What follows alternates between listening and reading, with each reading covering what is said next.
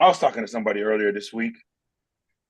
And, this time of the year, usually like, holidays, the clock changes, the weather changes.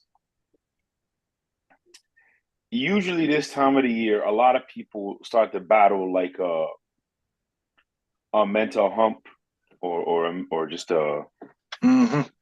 a burning out. Even though this is kind of the time of the year where for several reasons, for several people, could be the job, it could be the industry you're in, could be just the family and the holidays. It could be several things. Could be, I mean, the holiday season brings about a lot of joyness and a lot of like sadness, really and truly.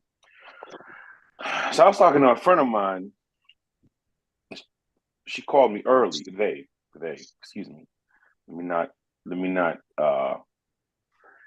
make any specifics as to the gender before people start asking me why is a certain gender calling me so early in the morning. Nonetheless, Oh man. Vic, you know the feeling. You know, you Yeah. know, you know, Yeah. you know, Yeah. you know. Anyways, so this friend of mine called me early in the morning, and she was going through it, and so I started highlighting to her all the different things that are positive in her life. And then you Mm-hmm. know me, especially in the morning. Like if you've been around me in the morning, you know I can be very energetic and goofy in the morning.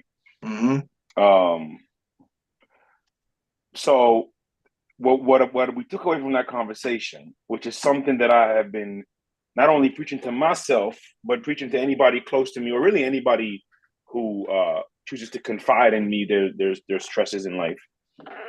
Two things for me have always kind of kept me above water, and that's gratitude and faith. Yes. So Germ talked about being fulfilled. That is a element of gratitude where there is we probably have so many reasons or so many obstacles that would make us feel defeated or empty or whatever the case may be. But to me, those two things, gratitude and faith, something that keeps you going. We live, by the way, boys. That that is some great advice there. Thank you, sir. I mean, because you just look around the world and it's like every single thing could be worse for you. Mm-hmm. So, like, we gotta be appreciative for everything that we have, for the things that we are not going through, as opposed to the things that we are going through, because everything could be so much worse. Yes. There is women and children that are not protected as they should be Mm-hmm. by people that should not be. Anyway, Yeah. don't get me started on that stuff. No, but it's the truth. I mean, you look at what's going on in the state of the world. Uh, it's amazing that oppression still exists Hmm. across the world. It's a tragedy that because one of the things that we say or people say, and this is a very very off topic, but you try to learn and forgive from the past, and you say, okay, well back then they didn't know better. Ain't no excuses now, man. There is no excuses, Yep. none. But a lot of times people just choose to be ignorant, believe it or not. It's crazy. I'm Not only, serious.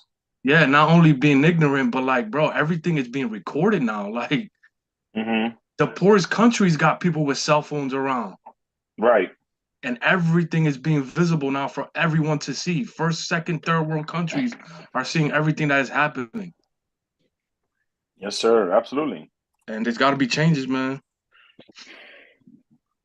Uh, Speaking Um, of changes, hmm uh, do we see a change in New England if they don't win this game? Bro, as much as I love Bill, you know how I feel about it, man. I think again, I'm gonna put it all there on the line there, as live recorded, put it on record. He is one of the best coaches to ever walk this earth, NFL football coaches. He is hands down one of the best defensive coaches. Okay, the guy knows how to get the best out of his players, but he has some struggles that are being now exposed. And there's an end for everyone. Hey, And for everyone and everything good. You know what I ain't mean? that the truth? Oh, absolutely. In a world full of sin, there's everything that's good comes to an end. So um he struggles with being a top tier GM, and he struggles with thinking that he could get the best out of an offense with a certain style of play that was good in 1990. Hmm. What do you mean by that? So I mean, because you know how his that information that came out that a lot of scouts use now on team building, and he had every position, and he specified certain things for each position that was Mm, important. And to a certain extent, a lot of it is still important to use in team building. sure. There needed to be some sort of evolving with that went around it, and it just seems like like he still gets guys that are strong but slow. He still gets guys that are high IQ but unathletic. You know what I mean? In certain positions. I think the left tackle was a good example of that. The Okay, receivers are interesting. still a great example of that.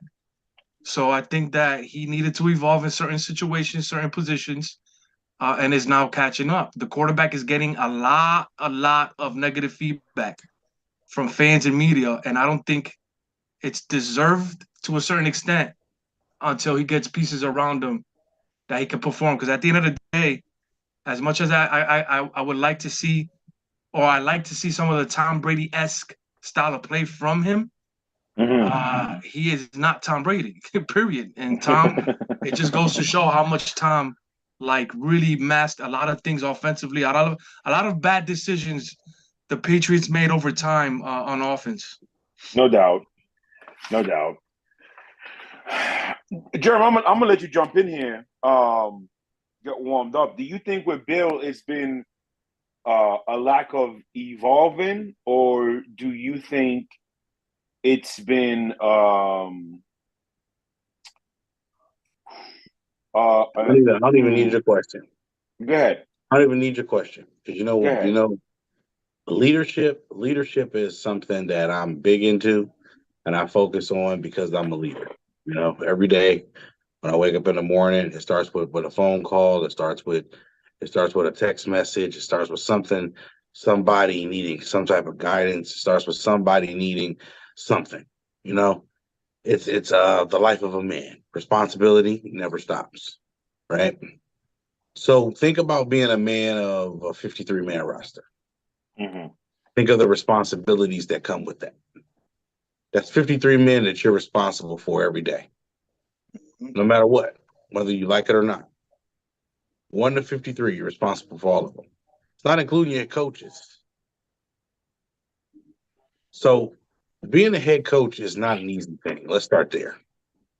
Absolutely not. Let's Right. start. Let's start. Being a head coach, being a manager, that's the number one. Being a number one is not an easy feat because the number one can't go to number two and with number one problems and expect to get answers.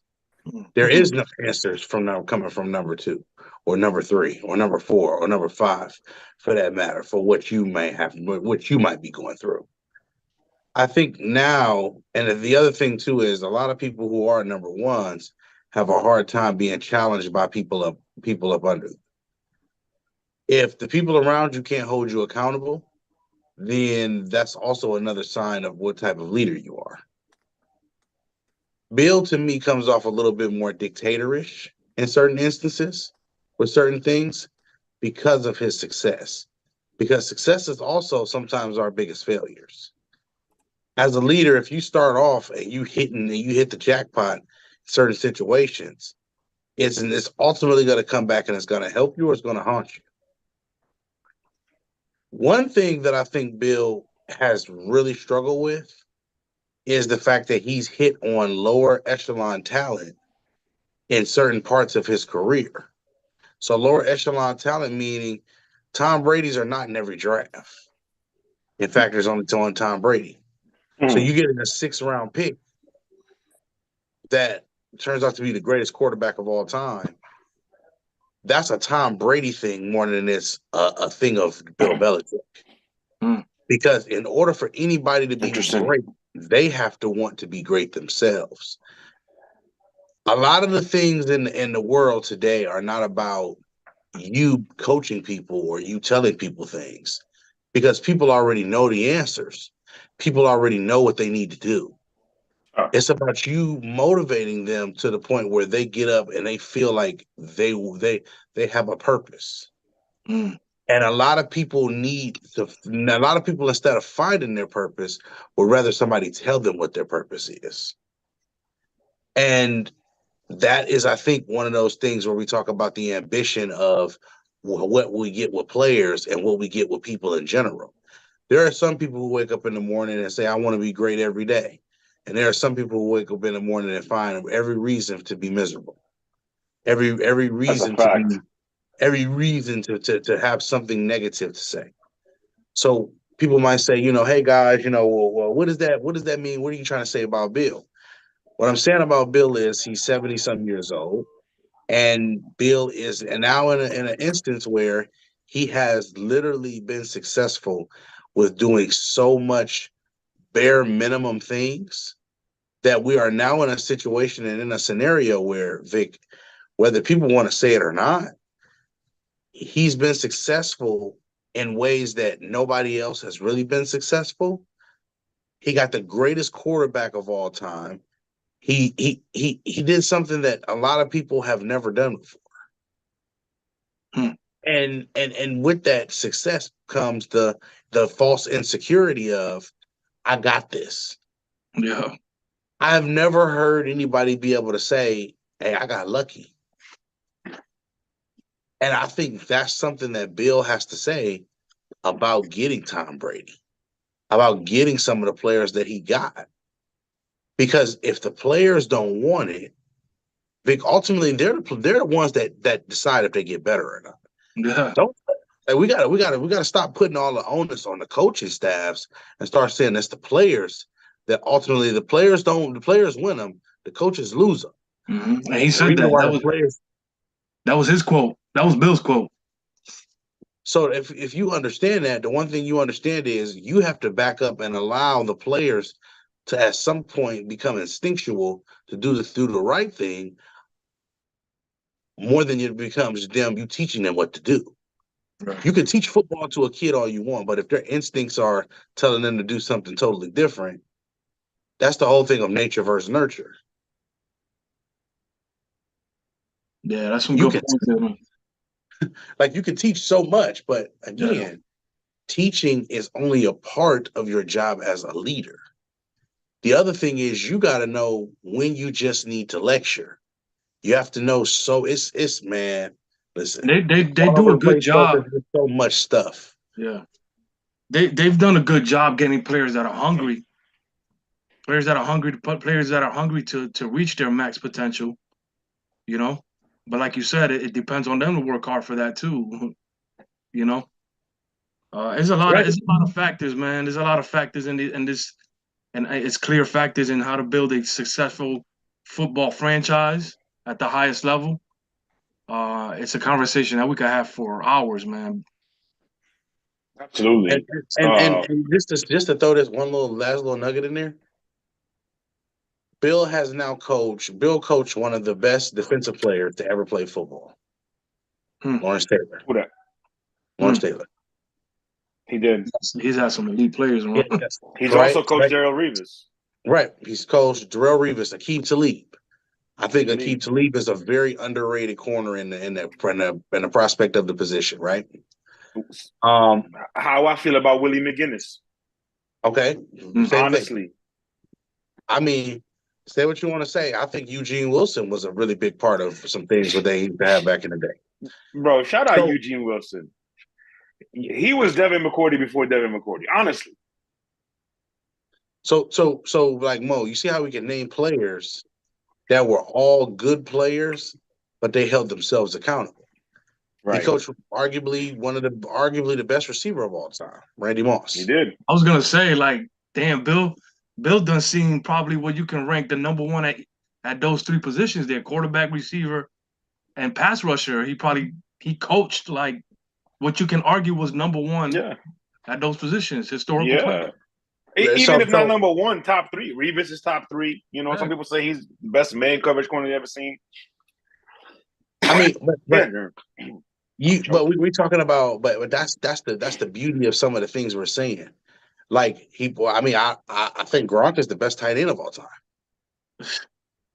I mean, we're and I'm not naming players to be like funny. I'm naming players because naming these players is the key thing in two ways. You've coached players that had a desire to be great, that had a desire to stand up and say that they wanted this thing called a Super Bowl ring. They wanted a thing called a legacy of their own. Mm-hmm.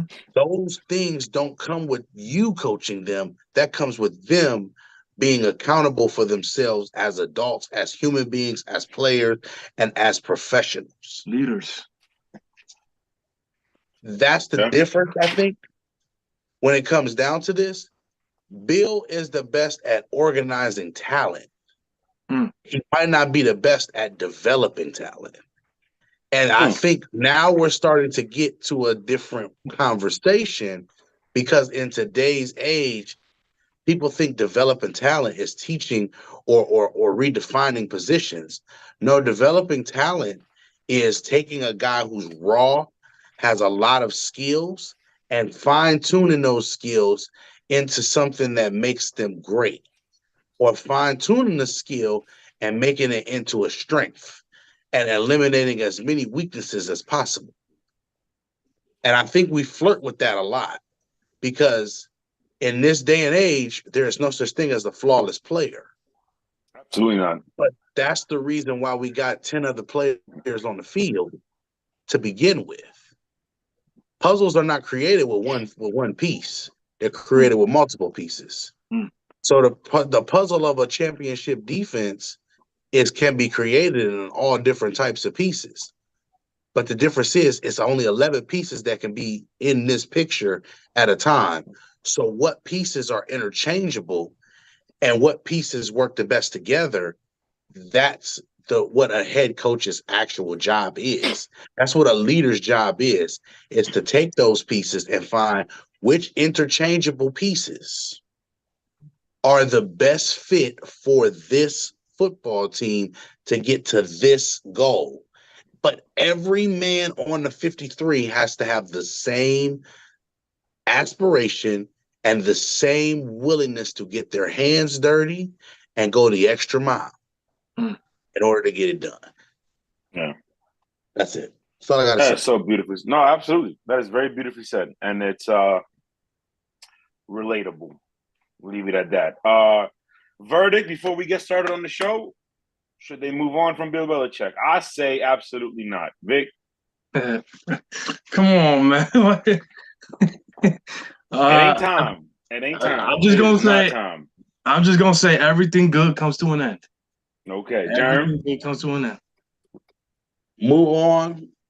My thing will always be when you move on from something, that means you have to have a plan. Mm-hmm. And a plan means you have to be able to say, this is what we're going to do after. New England is not a team that has ever been good at planning. Let's just say that. I disagree with that. You mean like front office wise?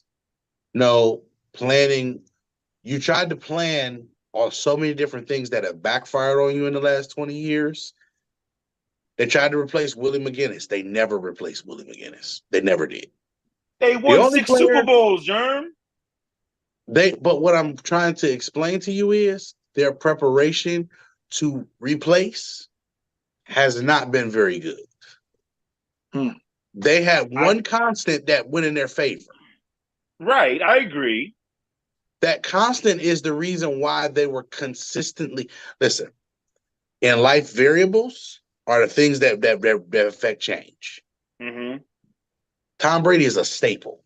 Tom Brady covers so many things because of his desire to do what? Lead. So a lot of things that Bill lacked, Tom Brady made up for. That's why that combination was Shaq and Kobe. He has yet to Tom find being Kobe. I mean, because Tom was the system. I agree. I'm not gonna in any way diminish 12, obviously. But at this personally, I think they failed the quarterback. Like injuries aside this year, which again, like back then, the reason they were able to we hardly talked about New England injuries because they kept winning the football game. Mm-hmm. You know, but I think a big thing that's going on that nobody is really talking about is there has been a gross negligence towards the development of Mac Jones. So in my humble opinion, good Lord. In my humble opinion, reset that back. I think this year is being spent with Bill, because I like Bill O'Brien as a coordinator, as somebody who's going to be in that room with your quarterback. I think this year is being more spent, okay, let's change all the bad habits. Let's get all the trauma from Matt Patricia and Joe Judge calling plays in my ear off of this dude. So I don't think, I actually strongly believe this is not the year to move on from Belichick. Because is this the year to move on from your quarterback who you just drafted and you haven't protected with at all costs? No, I don't think there needs to be this over dramatic reaction as to what's happening in New England. I really don't. There are a lot of I don't know if you know, but there's this big, huge number one prospect coming out next season that everybody's now clamoring for. Who German? I have some questions for Germ because I don't like some of the things that I've heard about him, but I don't know how much Germ's been able to dive into him. But New England is talking about being in the sweepstakes for this kid. Who said that? His name is Caleb Williams, USC. I know who Caleb Williams is. I'm saying who is saying that New England is going to be the fans. You know, the fans. Yeah, the fans. Right. Saying fans. Come on. I do not. I think there is, and it's kind of my fault for setting up this question because why do I feel so strongly that it shouldn't even be a question if I'm asking the question? Well, because it's been a question asked all over the damn Twitter streets this week, and I would think it would be. I think Robert Kraft is a good business person. I think it would be a bad business decision to get rid of Bill Belichick now. I really do. But okay. All right. A couple of things. Justin Jefferson for the Vikings, he is out in this game. Something to keep in mind. James Conner and Kyler Murray have both been activated and both will be starting and playing in today's game for the Cardinals, hosting the Atlanta Falcons. And Michael Thomas has been arrested. What? Yes. Apparently, he threw a cinder block at some contractors working in the neighborhood, and he was arrested. He's been released. I'm pretty sure he's playing today. But you talk about somebody who never quite, like you talk about a flash in the pan, a flavor of the month. I don't know what has happened to this dude. But at one point, the trajectory of his career was looking like this. And then Vic called him Slant Boy, and it's been downhill ever since. So I blame Vic. Because ever since Vic called him Slant Boy. No, I'm serious. Go back to that post. I'm going to find the date of that post. Go back to that post. it's like somebody in the NFL was like, "Yo, come see this thread." They calling him Slant Boy. What? What are they talking about? Oh my God! All he does is run slants. Ever since Yeah. Vic Jr. made that post, the trajectory of Michael Thomas's NFL career has been going on a down slope, if you will. Lord forgive me. Lord forgive me. Yeah, Oh my God. All right, boys. So let's get started with this. Let's have some fun. Are y'all ready to get started? Because I'm gonna start off with some heavyweights, okay? let's go. You ready, Germ? Okay. I hope so, because this is for you. Mhm. And for Vic. This is gonna be a good one. Let's get ready. Let's shout out to everybody in the comments real quick. Trav kicked us off today. First lady in there, as always. Shout out to everybody in there. Okay, let's go. We got 2 games today, Vic and Germ, that to me are prove it to me games. To me, these 2 games have obviously 4 teams, but 2 of the teams playing. This is one of those games where it's like, okay, are you ready for that next step? Are you ready to get to that next level? Are you ready to be a contender in the NFL? And I think when you look at it, the reason this game is so important for these franchises is because historically they have been losing franchises. And yes, I am talking about the Cleveland Browns and the Jacksonville Jaguars. The Jaguars are hosting the San Francisco 49ers, who are coming off a bye, but are also on a 3-game losing streak. In those 3 games, Brock Purdy has been 3 touchdowns to 5 interceptions. Okay. And then the Cleveland Browns are going on the road to play the Baltimore Ravens, to play the MVP candidate Lamar Jackson, to play the possible best defensive unit in the NFL. Okay. Browns 5-3, Ravens 7-2. You got Deshaun Watson there playing. He wasn't in the first matchup. So if you look at both of these guys, both of these teams, I think they have all the necessary tools to win today's games.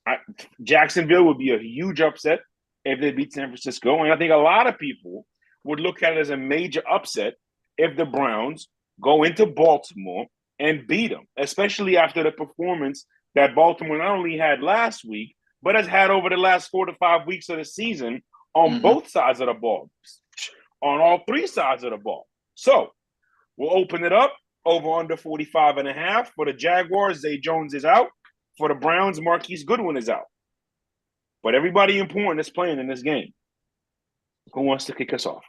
Wait, hold on. You said Ravens and Browns, right? Because you said Jaguars. We got 49ers versus Jaguars, Yep. Ravens versus the Browns. Yeah, so I'll go ahead. go ahead. Go ahead. My bad. Go ahead, Jerm. I'll go first because we can make this easy. First of all, shout out to Duval County. There's a lot of talent on that roster. That's the way you build a team there. Do they have the right puzzle pieces? Today's show is about puzzle pieces. Do we have the right puzzle pieces? They have about half of the puzzles filled. They need to figure out the other half of the puzzle right now. The first and the most important piece, though, is Trevor Lawrence still the guy for you? Because we're still figuring those things out now. Because when they win, he's fine. When they lose, he's not okay. That's going to be the key to their season if they make it to the playoffs. Is where is Trevor Lawrence? Who is Trevor Lawrence? Is he going to be Jekyll and Hyde? Because accuracy was what they said was his biggest issue coming out of college. I think consistency is his biggest issue in general. That, my friends, is probably the biggest problem of any quarterback that any quarterback can have besides accuracy is consistency. Because if they're not consistent, we don't know what we're going to get from them Sunday to Sunday, and that does ultimately affect the football team. Okay? For the 49ers, it's really simple. Get back to running the ball, Bert. Get back into your element. Get back into doing the things that you do well. Dominating the line of scrimmage and playing fast. They do those things, I think the 49ers will take care of business today. I don't think you lose 4 games in a row and then be a Super Bowl contender. 3 games, maybe. 2 games, sure. One game, of course. But 4 games, nah. 49ers win today. And if they don't win today, you have been dramatically eliminated from Super Bowl contention. Ooh. Interesting. Ravens, Browns, it's really simple. There is nothing more I need to say about Cleveland. Does losing your best offensive player hurt? Absolutely. But does losing your best offensive weapon hurt when the best offensive player is still your quarterback? Say what you guys want to say. Say what y'all want to say in the world. He hasn't proved it. Deshaun Watson is still the best player on his offense. Nick Chubb can be the best weapon, but Deshaun Watson is the best player. So I say again, as long as you have your best player on offense, you have a chance. What I want to see from Cleveland today is I want to see a balanced attack. I don't care if you get 150 yards rushing and 175 yards passing. Be balanced. Be decisive. Make Baltimore run sideline to sideline for the entire game. Make Roquan Smith make decisions. That's your key on offense. On defense, play fast. Play free, baby. Wild Hogs, baby. Wild Hogs. Baltimore is really simple. Lil Bro and them come and got Lil Bro and them. For all my battle rap fans out there. I just saw that battle too. All right. So I need you guys to bring drama. I need you to rush the passer. I need you to abuse the tackles. I need you to do all the small things that make Cleveland so uncomfortable. But most importantly, I need you guys to be the people that set the tone in the game. Yeah, I'm talking about that. I mean, for the Baltimore and the Cleveland game, I'm going Cleveland today. I just feel like Cleveland's defense has something to prove today. But most importantly, I feel like Deshaun Watson has something to prove today. Because it's the first time that you could say since he's been in the NFL that he matches up well with what Baltimore does because he has the people in the trenches on both sides to be able to combat what they have in the trenches. As the live reaction of Mo Schefter and the New England. What happened? Mac Jones just threw one of the worst red zone interceptions I've ever seen in my life. Oh, no, Mac. I mean, my God, Mac, bro. you're making this hard for me, Mac. What happened? Was this ball tipped? Oh, my dear God. What was this? Was there had to be some sort of divine intervention. It is impressive that you can have that bad of a fucking interception in the red zone. Come on, Mac. To your point about the defense, Jerm, there's three key factors at play here.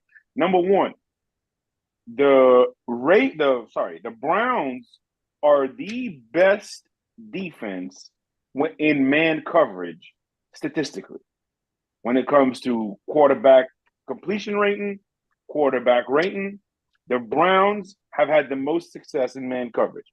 Number two, they are second in overall quarterback pressure. And number three, and this is kind of a two-part stat, okay? What is it? Okay. Myles Garrett leads the league in forced fumbles. Lamar Jackson leads the league in fumbles lost. So to your point about the defense, there are three things that could very much favor Cleveland. The one thing that I think does not favor them is if you look in the first matchup, the Browns defense had a really tough time dealing with the creativity in the run game with Baltimore. You know, all the different things Baltimore likes to do, all the different looks, all the different ways they attack certain gaps, just the sideline to sideline stuff. Cleveland had a really tough time handling that. So while they have certain things that go into their advantage, I think the one thing to factor in is um,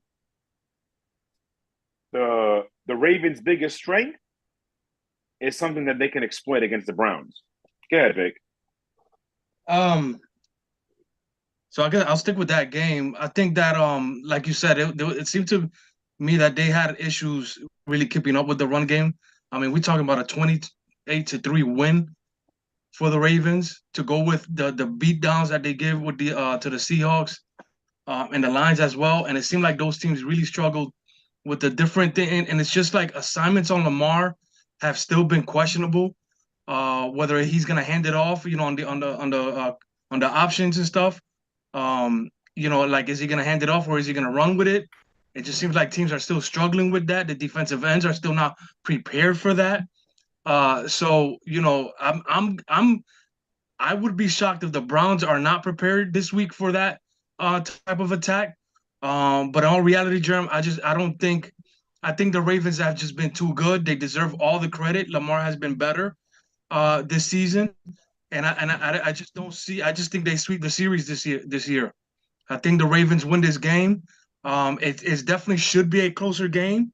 And Deshaun needs to play better. That's a whole different subject right there, Jern. You know how I feel about Deshaun, but you also know how I feel about Baker. So far, Baker's been the better quarterback right now, but that's another story we'll come across later on down the line. But Deshaun needs to really step up this week and show the elite talent that we think he can be. As far as the 49ers Jaguars game, I see Jerem's face over there. He think I can't see his emotions right now seeping through the camera views from the 22 there. As far as the Jaguars 49ers, man, listen, you got Trent Williams coming back. You got Debo coming back. You got Chase Young, who you just traded for, debuting today. The Jaguars cornerbacks are about as soft as they can get, or as you can get in the NFL.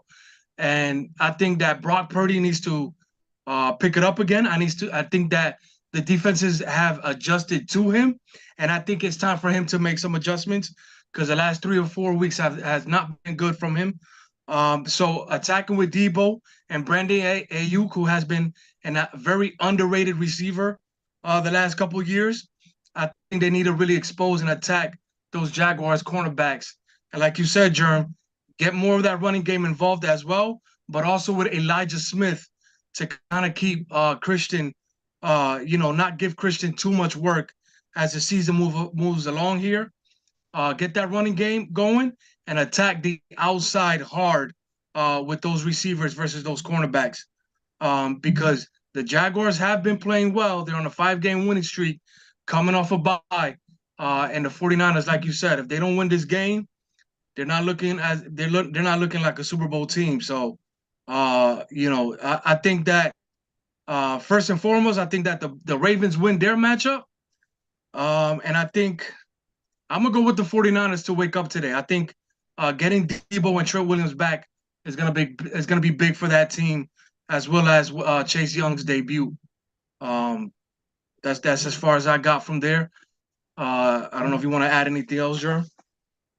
Yeah, the only thing I want to add to this is a couple years ago, I came up with a rule for Lamar Jackson, right? And for RPOs. And what's the rule? Always hit the quarterback.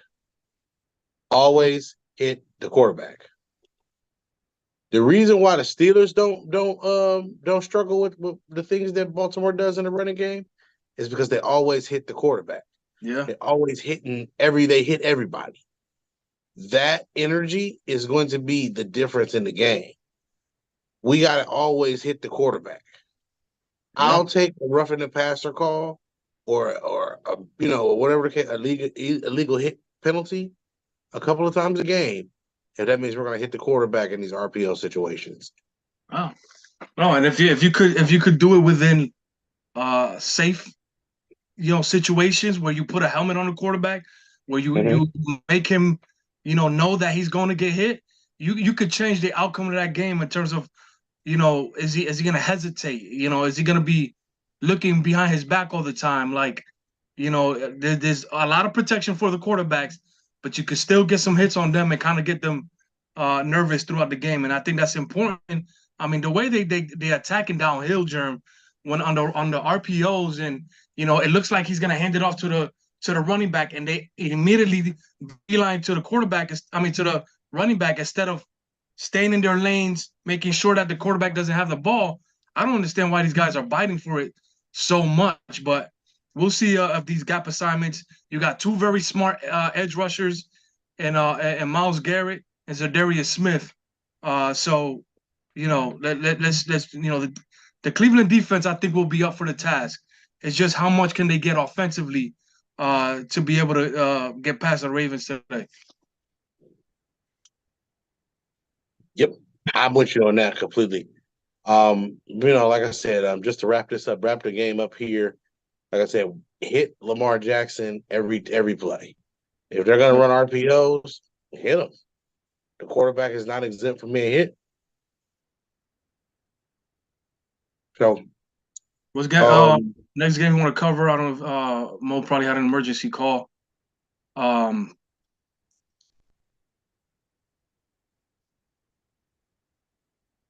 We got the Texans at Bengals today, 1:00 start. In Cincinnati. CJ Stroud, coming off one of the best rookie performances so far, one of the best first half rookie performances from the quarterback position that we could. I don't know, and if anybody could come up with anything they have in memory, you guys have a better memory bank than I do. Okay, shout out to Jay Ham as well for being a historian that he is. But shout out to CJ, man. I wanted to throw out some film this week of him, but we had some technical difficulties with that.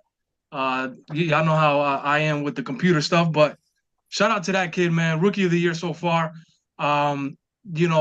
He is going to be without Nico Collins. He is going to be without Dameon Pierce, but he does get Rashad Woods this week back in return to go along with Noah Brown and Tank Dell, as well as Dalton Schultz.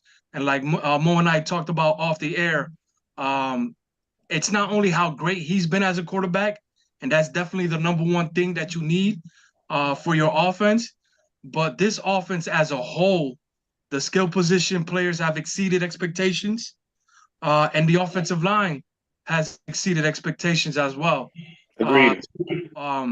This is going to be a pretty tough matchup, I think, for the Bengals at home with the injuries they're getting at receivers. So, on their offense as well. I don't know if you guys got any news on Jamar Chase and T. Higgins if they're going to play, but this could be a tough matchup for the Bengals.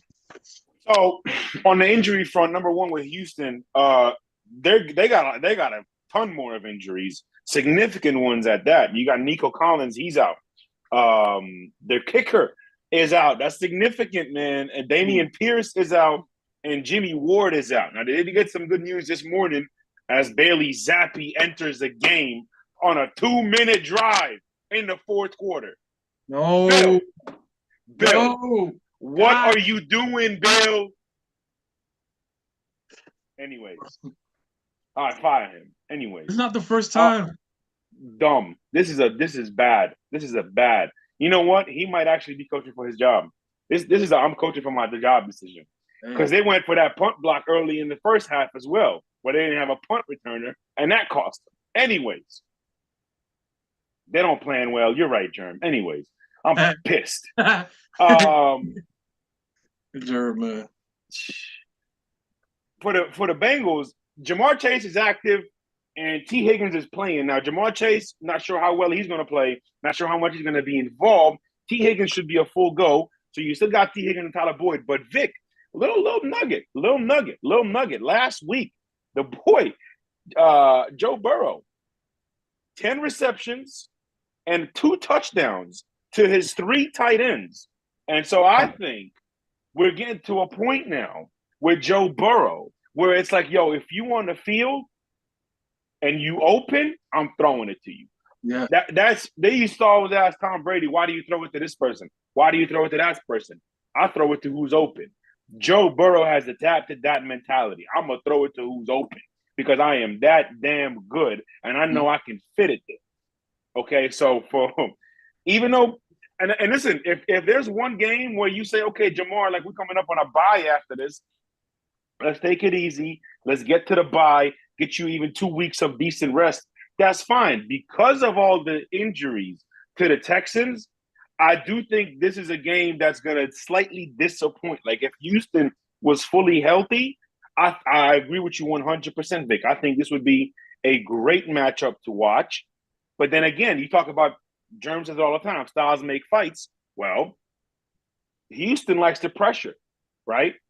Joe Burrow is one of the best, if not the best, in the league against pressure. So when you add all that up, while I was hoping this would be a much better game because of all the injuries and because of the way Joe Burrow and this Bengals offense is just balling, like they are just approaching heights that a lot of offenses in the NFL just cannot reach, cannot approach, cannot even be in the conversation of. So I think the Bengals should I think they should handle themselves fairly well in this game. I'm gonna go 24-13. Before you go, Germ, I think that just to piggyback off of what you were talking about with Joe, it's not only just being able to throw to whoever's open, but that means he's studying and reading the defenses pre-snap and understanding exactly where they're going. He's probably already envisioning how they're gonna move their pieces in the secondary at the linebacker spot, and already knowing exactly where everybody is and attacking. And that if he gets to that level of reading defenses and be able to react based off of that, that's another scary level that we saw from the greatest quarterbacks, Jern. Absolutely. And just to say this as well, as I scratch my head here, scratching my head because Mo said that Bill put in another quarterback for a 2-minute drill in the fourth quarter. Whatever. I'm gonna be honest with y'all. I just felt like this is the week after an emotional win. I just feel like this is a letdown week for Houston. Young team. This is the week that you probably drop one. Cincinnati needs this game more than you guys need this game. To be honest with you, if you Cincinnati, you better not lose this game because you need Cleveland or ball. You need Cleveland technically to beat Baltimore. So give me the. Sometimes in life, Germ, you still want to see some of us want to see some of our exes do well in life. You know what I mean? Like I got ex-girlfriends that I really root for. Like I see their stories. They text me, "Hey, got the job, got the promotion." Like I root for some of my exes. But Bill is making this really hard. Yeah. Really hard. This is terrible. I'm disappointed. In his defense, Mo, when has he ever been challenged to this capacity? He knew he was going to win 11, 12 games every year because of who he had under center. You take away the one piece of continuity he's had, and that's the reason why there's no continuity on the football team. It's crazy. It's like certain metrics, bro, and we did not mean to turn this into a Bill Belichick show. But it's certain metrics that you look at, like number one, how efficient they were in the Tom Brady era in red zone, in third down. That's gone. How good they were at scoring in the second and third quarter. That's gone. Turnovers, gone. My God, bro. But Mo, this is furthermore why I was saying all the stuff I was saying earlier. Planning is a part of this is planning. So what are you planning to do to get better in a situation where you've already been historically one of the best? Where else can you get better if you've already historically been the best? You had a quarterback that was preparing harder than everybody you've ever seen and prepare like a mad scientist. So Brady was able to tell people's leverages. He was able to tell them what foot they stepped with. He was able to tell you things that a regular quarterback would not be able to tell anybody else, which is part of the reason why I say greatness is not a choice. Greatness is definitely something that people wake up in the morning and they make sure that they put on their great suit, or they wake up in the morning and they put on their, oh, I can't do it. So greatness is a choice. Excuse me, I said it backwards. Greatness is a choice. And if you don't have people around you that want to be great, then what is it that you expect to get? Mm-hmm. Say what you want to say about the Tampa Bay roster. That Tampa Bay roster in 2020 wanted to be great. That's the reason why they persevered. Yeah, it's true. So I was. I'm sorry, Germ. I completely cut you off, but that shit irritated me, bro. That shit really irritates me. I was Like, checking. what's the logic behind taking out Mac Jones? It's not the first time he's done it, bro. Okay, fine. You do that in the game you're struggling. It's a blowout, whatever. Fourth quarter of a 2-minute drive with no timeouts. I mean, he's made his mistakes, but they've been in the red zone a few times. Yeah, you know what I mean. It's not like they weren't moving the ball; they just weren't scoring. Yeah. So I mean, I'm looking at the box score, and he's 15 for 20. So it's not like he was not efficient, but I guess he threw that one interception, and that really pissed him off. If the interception is as bad as people are saying it is right now, oh, it's horrible. It's horrible. It's horrible. It's horrible. It's pissing him off. Some of the decisions, and you only need that one play. It's at the point where I think Bill is looking at Mac and is like, "You got that one play to really piss me off, and I'm gonna take you off the field." It's gotten to that point now, and that's unfortunate. Yeah, but that's a problem. Yeah, it is. That's a problem. That's a problem because here you are telling this guy, I don't believe you are who we wanted you to be.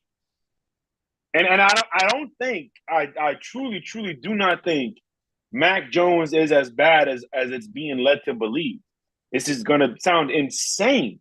Mm-hmm. I think he's just got bad coaching. Bro, I mean, Kendrick Bourne got hurt. Okay, that's like the third best receiver they had that got hurt. The offensive line has not been good. And then so I was looking at the box score and I was like, if they got less than 25 running back touches, I'm going to talk my shit. They have 33, plus, I think, no, actually 37, including the pass attempts. So 37 touches for the running backs. But you got Zeke only getting 13 of those. And 15 it looks like. And you got Ramondre getting 25. So I think, I don't know. I think Zeke needs to touch the ball a little bit more. I agree wholeheartedly there. He might still be the better player at this stage. And I mean, you're not helping the kid out. I'm sorry. You're not helping Mac out. And if they were to move on from him, I think that'll be a tragedy. Kind of like how the Browns did to Baker. And, again, that's another subject for another day. But back to where we were real quick. I'm just going to pick the Bengals in this game as much as I love what Houston and CJ is doing. I'm gonna pick the Bengals for everything that you guys spoke about. They just have been too good, and Joe has taken another step in his game as well. So I was hoping for the Bengals to wake up, and sure enough, they have been able to do that. And I'm just looking forward to the second half from them as well. So I'm taking the Bengals as well in this game. Okay, next on the docket, you got the New Orleans Saints at the Minnesota Vikings. Over/under is 40.5. Saints -3 road favorites. Both teams are 5-4. Look, obviously a great story in Minnesota with Josh Dobbs, but they just lost Cam Akers now. I just think this Minnesota team, there's only so much you can overcome.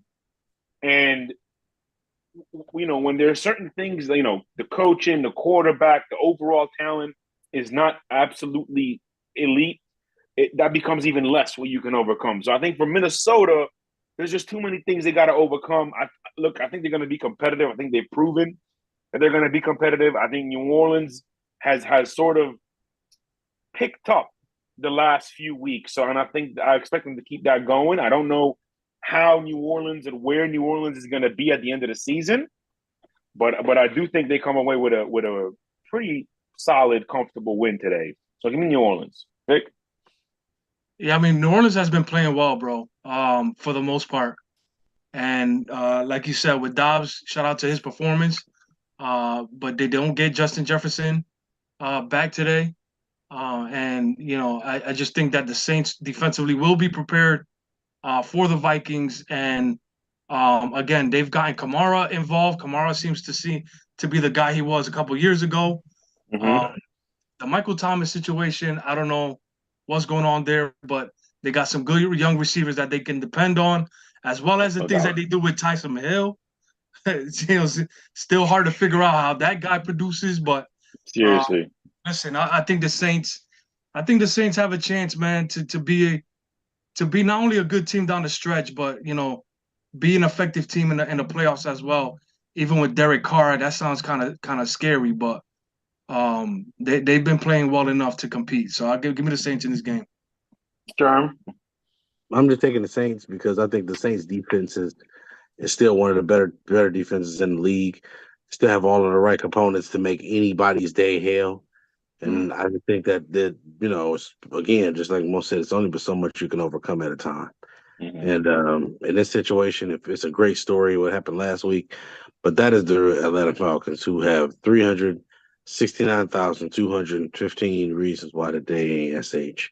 So it is what it is. I just want you guys to know it is all about the Saints. So it is all about the tubas shouting.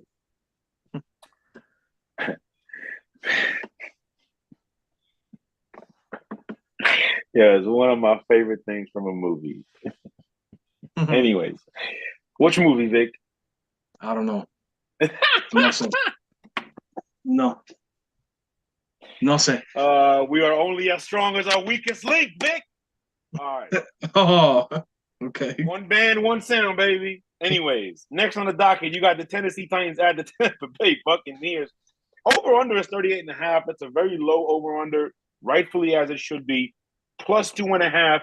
So the Buccaneers are actually the favorites in this game. Sean Murphy-Bunting is out and Treylon Burks is out. However, I'm going to say something very controversial here, okay? If Ryan Tannehill was starting, I'd be more inclined to pick the Tennessee Titans to win this football game. What? I don't believe in the hype of Will Levis, okay? Because if you look at that first game where he threw those 4 touchdowns, all those came on deep shots, okay? Can you matriculate the ball down the field? I don't see that from him. I know Ryan Tannehill can do it. So in the end, I think a better quarterback is an advantage to the Buccaneers in this game, the quarterback position. I think in terms of generating pressure, I think Tampa Bay will be more successful than Tennessee in this football game. So I'm going to go with a Bucs win, despite Derrick Henry probably running all over the field today, and Javon Curse. I think the Bucs will still win this game. I'm going to go Bucs 24-19. I think it's going to be a good game, but I would definitely have taken the Titans had Ryan Tannehill been starting. Wow. Mm-hmm. Give me the Titans. Just give me the Titans for all the reasons that most said. I'm gonna go with the Bucs, man. I think Baker's been playing well, despite that performance from the rookie last week. He had an excellent game. So, give me the Bucs in a really tight game. This is gonna be either way. But realistically, the Bucs did everything to win that game. You know what I mean? Mm-hmm. It just they left time. That's all that happens. Next on the docket, you got the Green Bay Packers going to the Pittsburgh Steelers. It's been like 5 decades since the Packers won a football game in Pittsburgh. Kind of interesting. Jair Alexander is doubtful. Should be going to go. I did not. I'll check it. I'll let y'all know. Minkah Fitzpatrick, however, is out. So is their nose tackle, Montravius Adams. Nonetheless, I think this is going to be a game where Pittsburgh wins it strictly on defense. Okay, you look at the last 6 games, the Steelers have not allowed more than 21 points. You look at the last 6 games, the Packers have not scored more than 21 points. I do think the Packers' run game is fantastic. However, I think they have underperformed, and it's to no fault of their own. But I do wholeheartedly believe that the Packers' only shot in this game is to run the ball 35 to 40 times minimum. Like, they got to keep that ball on the ground, out of Jordan Love, putting it in the air as many times as humanly possible, because I think every time he drops back, somebody's going to be in his face. So my prediction, and every time I have a bold prediction like this, it bites me in the you-know-what. My prediction, I'm going to go 7 sacks and 3 turnovers and a touchdown for the Steelers defense in a give me 19-14 Pittsburgh. Vic? Yeah, I mean, again, Jordan Love has been just too inconsistent this year. The Packers have been outscored in the first half so far this season, 91-36. And even though the Steelers don't have a great offense as well, they're still trying to find themselves. I think that they score enough points where the defense, like you said, bro, they're just going to be all over Jordan's face. They're going to put him in position to have some turnovers as well. I think the Steelers get a pick six this week. So if you have them on defense, they for your fantasy teams, they should have an excellent game today. I'm taking the Steelers. True Man Show. I'm taking the Steelers as well. Okay. Next on the docket, you got the 4-5 Atlanta Falcons versus the 1-8 Arizona Cardinals, who might be the most competitive 1-8 team in the history of football. I feel like every year we find a team that's 3-14 or 3-13 or 2-15, whatever. Maybe not two, but that's just their record does not reflect how competitive they are. It reflects how bad they are. It doesn't reflect how competitive they are. And I think when you add to the fact, Vic, Kyler Murray is playing, James Conner is playing, and I'm not a big fan of Kyler Murray, but the fact that he's back, I think is enough of a boost for this very competitive team to beat an Atlanta team that, let's just be honest, has been slightly below par. Their record reflects exactly who they are. And now they got Taylor Heineke playing. Cool, whatever. I know they got, I think, Drake London or London Drake. Somebody is missing in this game. I can't remember who it is. I'll look it up. But I'm actually going to go with the Cardinals, Vic. Give me the Cardinals to win this game. Yeah, I mean, this is a tough one, man. And, I don't know what the coaching staff is doing over there with Atlanta, but not using Bijan Robinson as much as they should the last couple of weeks has been a tragedy. A lot of fantasy owners can agree to that. Your best position players, and again, getting Kyle Pitts more involved, getting Drake London more involved, and whichever way you can, whether you're putting them in the slot, short passing routes, mid passing routes for the quarterback, like figure out a way to get these kids involved, man, because you have talent on the offense, and you got somebody that can pass from the pocket now. Okay, get these kids more involved, man. So, I think I don't know, Mo. I think I'm gonna go with the Falcons still, just because I don't know the Kyler Murray that I saw in Oklahoma, man. I don't know this kid anymore, and for him to come back from an injury, like an ACL injury, and try to win a game, just being out of the game for this long, just looks like just something that is unachievable. But I'll take the Falcons in this game. I don't know. I don't think that he'll have enough to beat them. Jeremy, there? All right, we'll wait till Jeremy gets back. Take your time, brother. Next game on the docket, you got the Detroit Lions versus the Los Angeles Chargers.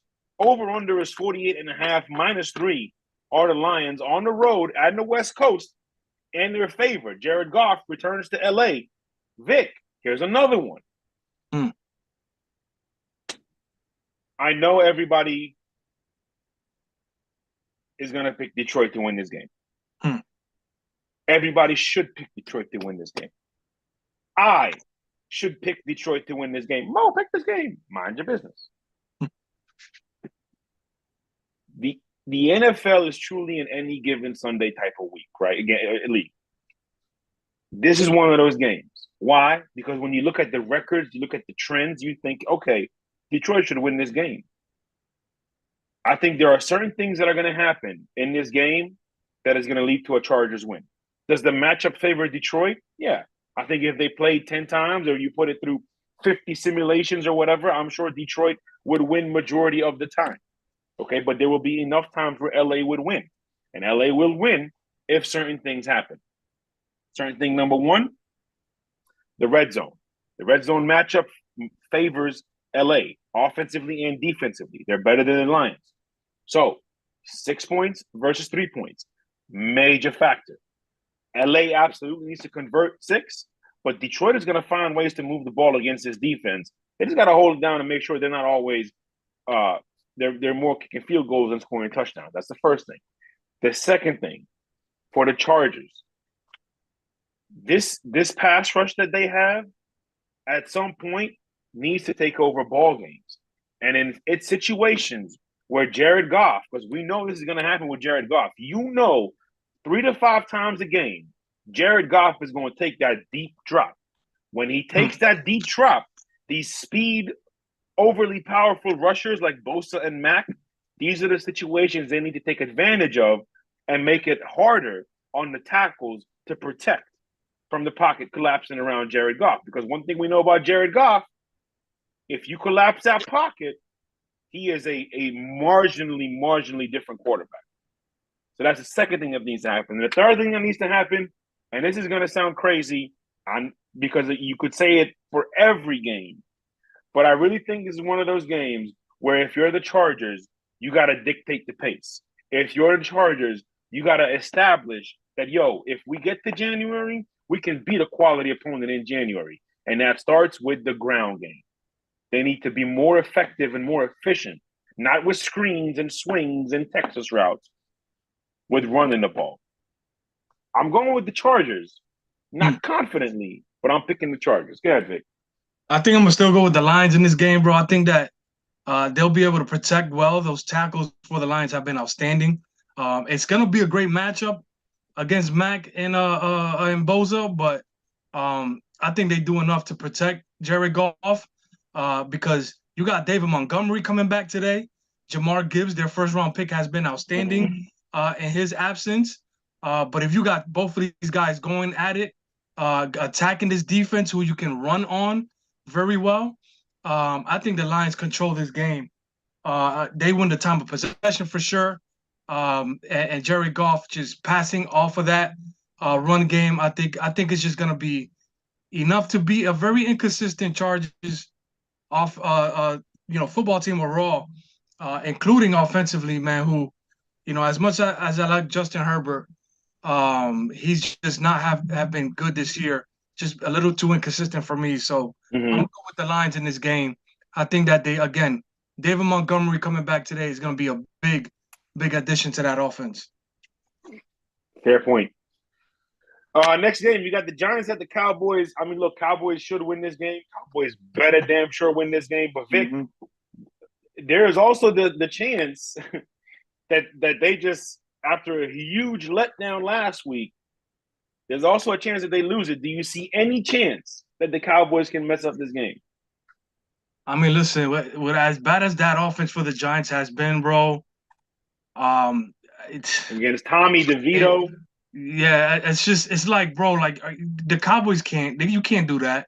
If you're going to be one of the elite teams for this season, there's just no way that, at home as well, on national TV, there's no way that the Cowboys lose this game. I think that even defensively, I think Tony Pollard and that running game have a great game today. I think that they need to feed that running game a little bit more and take some pressure off of Dak, who has been playing well the last couple of weeks.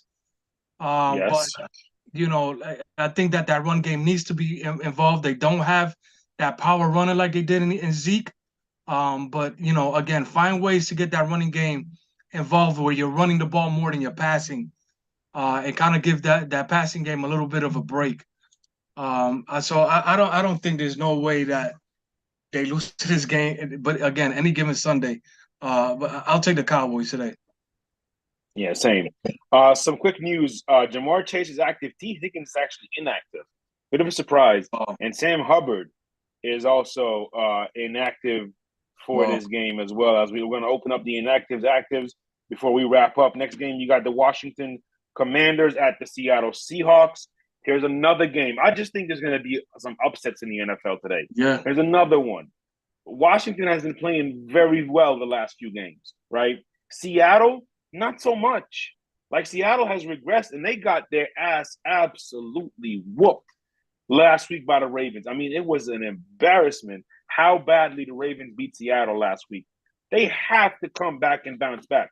There's still talent on this football team across the board, Same with the Commanders, even though they got rid of their two best pass rushers. So I'm gonna go with Seattle, but not confidently. Not confidently by a long stretch. Yeah. Vic? Yeah, no, I mean, I'm with you there, man. They're 3-0 at home the last home games. Again, they get to go back to Seattle after that terrible loss last week. The Commanders, again, like you said, they've been playing well, but they really just came off of a game against the Patriots that we already spoke of how bad that team is right now. Mm-hmm. You put all these things together, like you said, Seattle still has a really, really talented offense. Defensively, they do enough to win games. So this is one of those games where they better, like Jerm likes to use the "you better" special. Yes. Better win this football game to keep up with the elites of the NFC. I'll take Seattle at home for sure. Sunday night game, not the best one in the world. Supposed to be Jimmy G versus Aaron Rodgers. It's not going to happen. We're going to get Zach Wilson versus Aiden O'Connell. So Jets at the Raiders, over under. I didn't even write it down. 4-5 versus 4-4. Again, I think this is one of those things where the Raiders, and I've talked about this earlier in the year, the Raiders look like they have an identity. And it looks like that was established when McDaniels was still there. I'm assuming due to his presence and his just the toxic environment that he provided, I'm assuming that's why they couldn't consistently put it together week after week after week. I think there's a certain attitude that's there, and I think they're going to play well every week. And I think they're going to, usually when you put in a team, you put in an interim coach who's much more lively, boost the locker room, all that good stuff. They usually have a momentum and a momentum stretch them out. Pause. And they got a couple wins. So give me the Raiders to win this football game. Vic? Yeah, I mean, shout out to Antonio Pierce again. Close to the family, met him before. Outstanding dude. Got that defense. I mean, again, a defensive player in the NFL. So again, like you said, there's an identity there. They're running the football well, playing some solid defense. So I mean, I expect them. Damn, this one is. I know. This one is tough, man. I know. Because the Jets defense is playing very well as well still. Yeah, absolutely. Just the thing is, man, like again, I had Zach Wilson ranked as the best quarterback in that draft. I had Mac Jones behind him. I had Trevor Lawrence behind them. I had Justin Fields after that. And even though the jury is still out on all four of these guys, so far Trevor has been the better quarterback. And quite honestly, man, Zach has just not shown what I thought he can show. I guess the speed in the NFL is really, really affecting him right now. But he's got some solid pieces to work with offensively. And this is another tough matchup, man. But I'm gonna go with the Raiders. I'm gonna go with the Raiders in this game just because they have a better veteran presence in that football game. I mean, on that football team, that should be able to win this game. Give me the Raiders. All right, we're gonna just leave it right here. Couple things. Again, T. Higgins is out for the Bengals. Jamar Chase is in. Keaton Mitchell is active, so keep that in mind. He had 9 carries and a touchdown. He had 140-something yards, I think, last week. Marquise Goodwin, as we said, for Cleveland, is out. So is David Bell. So if you are hurting and you are deep in the trenches, keep that in mind. Nico Collins, like we said, he's out. But Tank Dell and Noah Brown that Vic talked about, they've been fairly impactful, if fantasy-wise. I still think there's a chance. I don't know if this is the week, but Damian Pierce is out, so that means Devin Singletary is going to be the guy. Zay Jones in Jacksonville out. Justin Jefferson from Minnesota is out. KJ Osborne from Minnesota is inactive. However, TJ Hockenson is active, as is Michael Thomas. And then Treylon Burks, wide receiver for the Titans, is inactive. And real quick, Robert Woods is also active, coming back after 5 weeks for the Texans. Mm-hmm. So it might be tough to pick who exactly might have a good game for them. For those 3 receivers there, but I expect the CJ to still have a good game, man. It should be fun to watch. So correction, Drake London is back today. Mac Hollins is out. And then, like we said, James Conner will be starting for the Cardinals. Arizona Cardinals. All right. That's it, baby. Enjoy the games. We will catch y'all tomorrow night. Appreciate y'all tuning in as always. Take us home, Vic. 22.